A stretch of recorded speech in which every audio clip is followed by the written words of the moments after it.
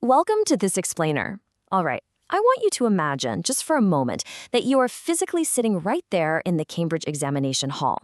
The clock is ticking down. The tension in the room is absolutely palpable. You can practically hear people breathing. You turn the page of your 9626 information technology paper, and boom, there it is, an extended response question on topic 1.3, encryption. Now, I want you to picture two very different students tackling this exact same paper. Let's call them Alex and Sam. Now, Alex is a student who has literally memorized the textbook cover to cover. Alex sees the word encryption and immediately just starts writing a massive, unstructured wall of text. We're talking overloading the page with raw facts about symmetric keys, asymmetric algorithms, and hash functions, but completely ignoring the actual context of the question. Then, on the other hand, we have Sam. Sam is just full-on panicking about the time.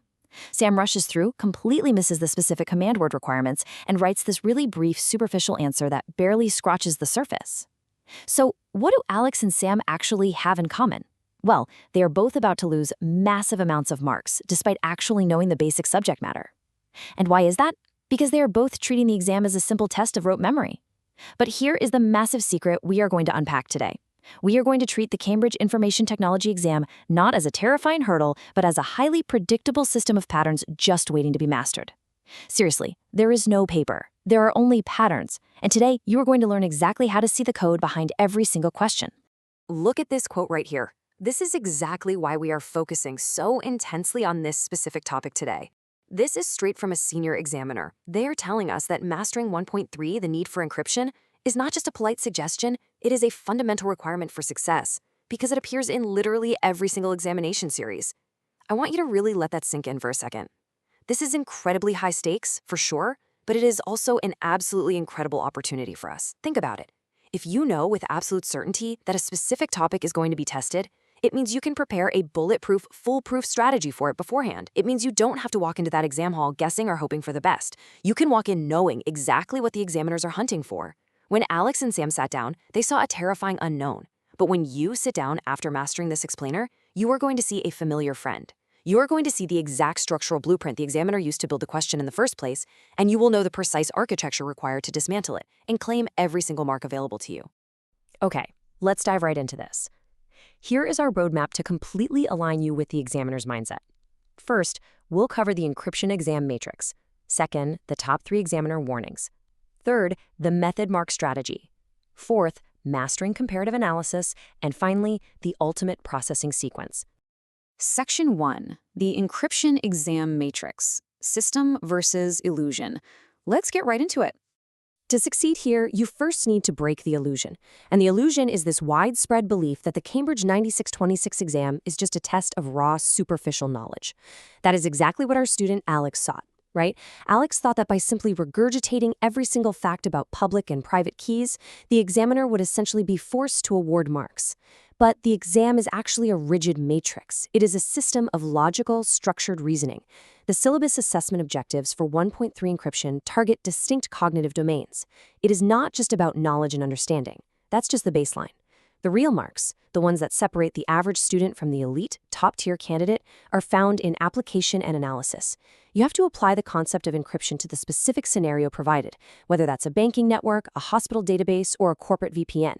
You have to analyze why encryption is needed in that specific context, not just define what it is. And to do this, top candidates use a framework. We call it the PEEL framework: point, evidence, explanation, and link. Now, what's really interesting is how this clearly contrasts with what most students do. The assessment framework explicitly prioritizes analytical depth over superficial breadth. You are heavily rewarded for digging deep into 1 or 2 highly relevant points, rather than listing 10 completely unconnected facts. Top-performing students exhibit a connected, conceptual understanding that is completely transferable to entirely unfamiliar contexts. So if the exam throws a wild scenario at you, say about securing a fleet of autonomous drones, you don't panic because you haven't studied drones. No, you calmly apply the foundational principles of data interception, unauthorized access, and encryption protocols to that new context. Think about how you would structure an answer using the PEEL framework for a question about transmitting sensitive financial data over a public network. If your point was that public networks are vulnerable to packet sniffing, your evidence was the exposure of credit card data, your explanation detailed how encryption turns plain text into unreadable ciphertext, and your link tied it back to preventing financial fraud, wow, you are already operating with incredible analytical depth. Before we continue, subscribe to our YouTube channel Ace the Exams at Ace the Exams IGCSE to excel in your Cambridge examinations. Click that subscribe button and hit the bell icon right now. Moving on to Section 2, Top 3 Examiner Warnings, Navigating the Traps. Consider this section to be highly classified intel directly from the Cambridge Principal Examiner reports. These are the traps. The examiners sit down every single year, they mark thousands upon thousands of papers, and they write a detailed report explaining exactly where candidates completely missed the mark. If you read these reports, you start to see the matrix incredibly clearly. You literally see the exact same mistakes happening year after year across the globe. We are going to look at the top 3, so you can guarantee you never, ever fall into them. When we guide students to transform their red pen marked answers into green check marks, it almost always starts with fixing one of these 3 fundamental errors. Let's walk through these explicitly. Trap number 1, using the wrong approach for the wrong context.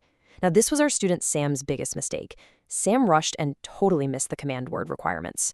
If a question specifically asks you to evaluate the need for encryption, and you merely describe what encryption is, you have used the completely wrong approach. You will absolutely be capped at the lowest mark band, no matter how perfectly accurate your description actually is. Trap number 2, forgetting to check format and presentation. In information technology, how you present the data is often just as important as the data itself. If a specific format is requested by the prompt and you ignore it, those marks just vanish into thin air. Trap number 3, providing generic answers not specific to the given context. This is the classic Alex mistake. Writing encryption makes data safe from hackers is a highly generic answer. An examiner will literally put a red line right through it. A context-specific answer, however, says, in the context of the hospital's patient records, symmetric encryption ensures that even if the local database is compromised by an external threat, the sensitive medical histories remain completely unreadable without the specific decryption key. Do you see the massive difference there? One is a rote-learned robotic phrase, the other is analytical depth directly applied to a context. If you rewrite your answers to avoid these 3 traps, you are instantly, dramatically elevating your grade profile. And this brings us to a massive, glaring examiner alert. I really need you to listen closely to this one because it is an urgent, flashing red light warning. The principal examiner reports explicitly state that candidates consistently confuse key terminology in extended responses. They mix up symmetric and asymmetric. They confuse ciphertext with the actual decryption key. They use the word encode when they actually mean encrypt. And let me tell you, in the rigorous system of IT 9626, precision is literally everything. Using a layman's term or everyday slang when a highly specific technical term exists shows a complete lack of academic benchmark mastery. It signals to the examiner that you don't really know your stuff. So the crucial point is how we actually fix this terminology confusion. And the answer is a technique we call terminology anchoring. This is the critical practice of explicitly defining a key term before you apply it within your extended response. You can't just throw the word asymmetric encryption into a paragraph and cross your fingers hoping the examiner knows that you understand it. You have to anchor it. You need to state something like, the system should utilize asymmetric encryption, a process utilizing a mathematically linked public and private key pair, to ensure. By doing this right out of the gate, you are immediately securing those foundational marks for knowledge and understanding before you even get to the application marks. For example, consider the core trend of data interception. Data is vulnerable in 2 states, both in transit and at rest. Your terminology anchoring must address both of these states. You must explicitly define how encryption secures data in transit across public networks, and conversely, how it secures data at rest on local physical servers. Stop scrolling. Subscribe to our YouTube channel Ace the Exams at acetheexams_IGC to excel in your Cambridge examinations. We've helped thousands of students improve by 2-3 grade boundaries. Join them right now by subscribing to @acetheexams_IGCE and turn on all notifications so you never miss our weekly exam strategy sessions. Let's transition into Section 3, the method mark strategy, the procedural framework. We are moving from avoiding traps to deploying our ultimate magic weapon, the method mark strategy. In many complex IT problems, students get way too fixated on getting the perfect final answer. But the Cambridge marking scheme is actually incredibly generous to students who clearly show their procedural framework. Marks are heavily awarded for the process itself. If you demonstrate a logical, systematic analysis of the problem, you will pick up method marks even if your final conclusion is slightly off. Let's do a quick interactive find the flaw exercise right now. Listen closely to this sample paragraph from our student Alex. The company needs encryption. Encryption is good because it scrambles data. The company uses the internet, so hackers are there. They should use a 256-bit key to make it safe. Okay, can you find the flaw? I'll give you a second. The fatal flaw is that it completely lacks a structured process. It awkwardly jumps from a super basic definition to a random technical specification without actually establishing the need, analyzing the specific threat, or evaluating the solution. The examiner commentary on an answer like this would simply be lacks structured analytical framework, descriptive only. Ouch.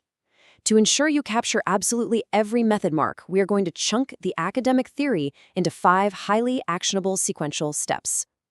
Step 1. Deconstruct the question. Highlight the command word, the context, and the specific technology mentioned. Step 2. Extract relevant data. Pull out the facts from the scenario. Is it a local network, a wide area network, sensitive data, public data? Step 3. Select your analytical framework. Will you use Peel? Will you use a comparative structure? Step 4. Execute with clear notation. This means structuring your paragraphs logically, perhaps even using bullet points if the format allows, to make your reasoning totally transparent. Step 5. Present with correct terminology. This is exactly where you deploy that terminology anchoring we just discussed. Let's put this into practice with a speed writing challenge. Visualize a question asking you to justify the need for encryption for remote workers. Using these 5 steps, your brain should immediately build a Peel paragraph. Point. Remote workers use unsecured networks. Evidence. Coffee shop Wi-Fi lacks robust security. Explanation. Data transmitted without encryption can easily be intercepted via packet sniffing. Link. Therefore, a VPN with strong encryption is urgently required to maintain corporate confidentiality. Boom. Full marks. It's that systematic. And remember, Step 5 relies entirely on strict presentation conventions. The syllabus heavily emphasizes that practical application develops professional skills. You are not just writing a high school essay, you are producing a professional IT assessment. This means using proper headings to guide the examiner through your logic step by step. It means using correct terminology relentlessly without slipping into slang. It means adopting appropriate formats. If the question specifically asks for a report, write a report. If it asks for an evaluation, provide a balanced assessment. And it means using clear annotation. You want to make it literally impossible for the examiner to miss your brilliance. Make their job of giving you marks as absolutely easy as possible. All right, Section 4, Mastering Comparative Analysis, the evaluative level. Now we move to the elite level. This is where you tackle the higher-order assessment objectives. When you see command words like evaluate, compare and contrast, or discuss, the examiner is demanding way more than just basic knowledge. They're demanding an evaluation of alternatives and justified recommendations. In the context of 1.3 encryption, this might mean comparing the need for encryption against other security measures, like access rights or physical security, and evaluating which is most critical in a given scenario. And this brilliantly illustrates the massive gap between an average grade and a top grade. Look at the comparison here. The descriptive approach is exactly what Alex did, just listing basic facts. Symmetric uses 1 key, asymmetric uses 2 keys. This will be covered in red pen. Conversely, the top-tier evaluative approach identifies similarities and differences. It strategically uses comparative connectives, like however, on the other hand, conversely, and in contrast. And most importantly, it draws evidence-based conclusions about relative importance. An evaluative answer says, while both access rights and encryption protect data, access rights only prevent unauthorized internal access to the system. Conversely, encryption protects the data even if the physical system or network transmission is completely compromised. Therefore, in a scenario involving mobile devices, encryption is the vastly superior and entirely necessary safeguard. That right there is how you secure the maximum possible marks. Finally, Section 5, the ultimate processing sequence, your blueprint.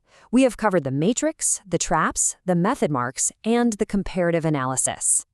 Now it is time to synthesize everything into your final, standardized sequence. This is your computer science success blueprint. This is the precise algorithm you will run in your head the moment you open the exam paper. By turning your exam strategy into a step-by-step processing sequence, you completely eliminate panic. You eliminate the dreaded blank page syndrome. You simply execute the code. Think of these as the 3 overarching rules that guarantee top marks, mapped out on a timeline. First, command word decoding. That's step 1, identifying the key elements of what is actually being asked by the examiner. Second, Peel framework application. That encompasses steps 2 and 3, applying the principles and executing the analysis with absolute clarity and working. Third, the time management matrix, which is baked into steps 4 and 5, efficiently verifying your conclusions and presenting them flawlessly before moving on. When you see a question on the need for encryption, you identify the scenario, You apply the principles of confidentiality and data integrity. You execute a Peel paragraph, you verify you've actually answered the prompt, and you format it perfectly. Students who implement these computer science strategies see an average improvement of 2 grade boundaries, but only if they practice consistently with our weekly videos. Here's your final reminder. Subscribe to our YouTube channel, Ace the Exams, at acetheexams_IGCSE to excel in your Cambridge examinations. Subscribe right now to at acetheexams_IGCSE and click that bell. Don't let another exam pass you by. Drop a comment below with your target grade for computer science and the biggest challenge you're facing. Our team responds to every comment. Like and share this video with a study partner. Ace the Exams. Your Cambridge success starts here. So I leave you with this final provocative thought. Really look at your own study habits. Are you acting like Alex, just endlessly memorizing facts without context, hoping for the best? Or are you ready to be the student who decodes the matrix, understands the underlying patterns, and effortlessly applies this powerful analytical framework to any scenario the examiners throw at you? The choice is entirely yours. Thank you for joining this explainer.